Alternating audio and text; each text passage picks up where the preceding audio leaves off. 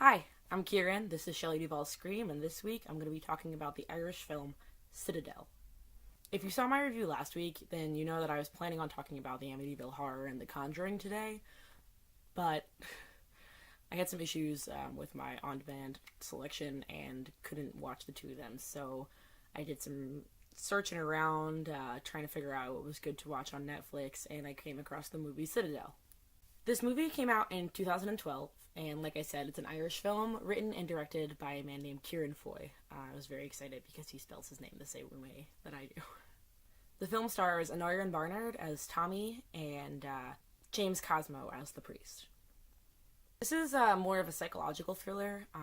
Starts off kind of as a film about agoraphobia. So we meet Tommy in the very beginning and his wife Joanne, who's pregnant.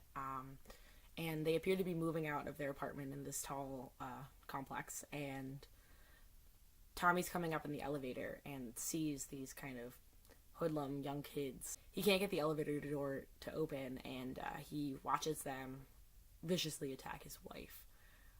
He finally gets out, but they've made their escape. The attack ends up leaving Joanne in a coma, but their daughter Elsa survives and is born.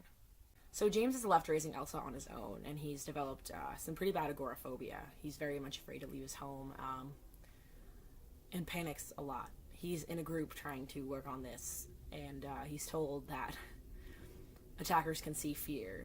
At this point, it's been 9 months since the attack and since Elsa was born, and Joanne is being taken off her life support. So we see that happen, and we see her funeral, and it's affecting Tommy pretty badly.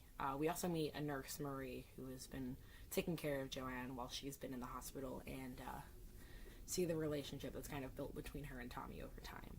At Joanne's funeral was when we first meet the priest, and he yells at Tommy to fuck off home. Tells him that they're going to come looking for her, and Tommy asks what he means, and he says he knows very well what he means. This is kind of like the first strange occurrence in the film. We don't really understand where the priest is coming from, but we do, like Tommy, pick up on the fact that he's talking about the attackers and that they're going to come after Elsa.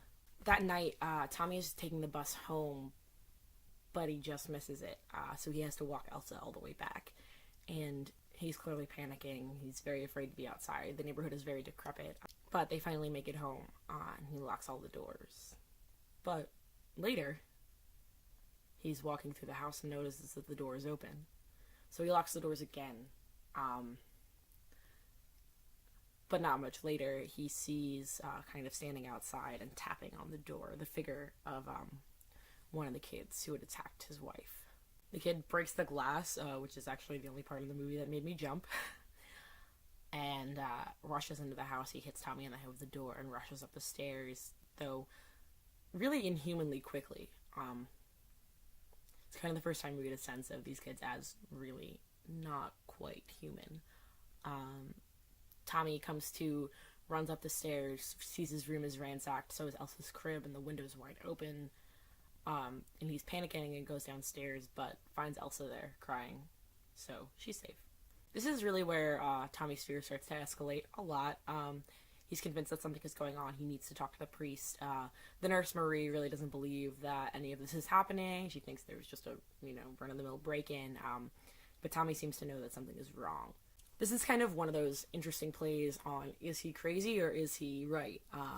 Which is true of both Tommy and the priest in this film. We know that Tommy is unstable and that he has his certain reasons to fear these things. But we also have the priest encouraging us to believe Tommy and feeding even more into it. Marie is the side of reason. She's trying to get Tommy to realize that it's all in his head and he just needs to calm down and get over this fear.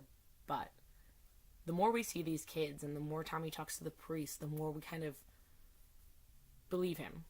Essentially, the priest tells Tommy that these kids aren't really human. They are, but they're almost mutants or something. It's a very strange explanation. That was the thing I hated most about the movie, was the explanation they gave for these kind of creatures that live in the tower where Tommy and his wife used to live. They all congregate there, and the priest explains that they're descendants of a pair of twins who were crack babies who were born in the basement, who then inbred over the years, and now they've become like monsters of some kind, and it's very strange, because they also have the ability to turn other children into them, which doesn't fit with that explanation at all, and I really wish that they just hadn't explained it, because it would have been a lot more enjoyable and a lot more suspenseful, in a way, because that almost ruined it for me. That said, I did think this was a pretty good film. It's a little bit slow. It takes a little bit of time to pick up, but once we kind of jump into this story of what are these things, what do they want, and why are they after Tommy, it's a lot more interesting. It's a lot more fast-paced, I should say. It's really a movie about Tommy overcoming his own fears, which is something I really enjoyed, and I think that was in large part because it gave us this psychological question of whether his fears were real or not, and whether they were founded. The fact that it does have this almost supernatural element, with these strange creatures, pretty much. The priest says they're demons, but then he's like, ha ha ha, just kidding, you'll believe anything. I believed him. But the element of these creatures really gives us an ability to kind of grasp onto what Tommy's feeling, and I like that even though he's a little bit crazy, he was right. The entire film is kind of summed up in a line that his therapist gives him, which is, feel the fear and let it pass. The end of this movie is spent with Tommy, the priest, and a young boy, Danny, in the Citadel, in the building, working on a plan to destroy it and kill all these children, but also save Elsa, who's been kidnapped. Danny is a young blind boy who is kind of always with the priest, and we don't really know much about him, but it is revealed eventually that the priest found Danny at the apartment complex and saved him before he could be fully turned into one of these creatures. And Danny is kind of Tommy's guide throughout all of this. When they first go in, the priest tells Tommy that if he's with Danny and he's not afraid, that they can't see him, because as Tommy's therapist has explained before, attackers can see fear.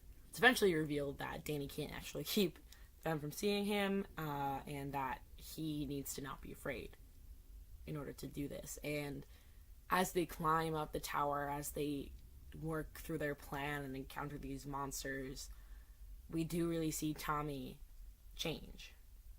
He accepts his fear. He takes it, he feels it, and he lets it pass. And that is really a wonderful journey, I think, to watch. Everything that hadn't been working for him before, everything that had felt wrong and not worked, is now working, and he's actually making progress, and it's facing those fears, and it's facing it head on in the place where he watched his wife die, in the place where all of this started. He's facing his fears, and he's taking them on, and he's conquering them. I do think that this movie is a really interesting commentary on fear, and it's an interesting commentary on kind of our psychological understanding of fear, and experience of it. I did really enjoy watching it. Like I said, it starts off a little slow, but once it picks up, it is pretty darn good. If you're interested in watching, it is available for streaming on Netflix. Citadel, like I said, is the name of the film, so definitely check that out. Come back next week when I'll be reviewing the movie Black Christmas. Happy holidays, and hope to see you back.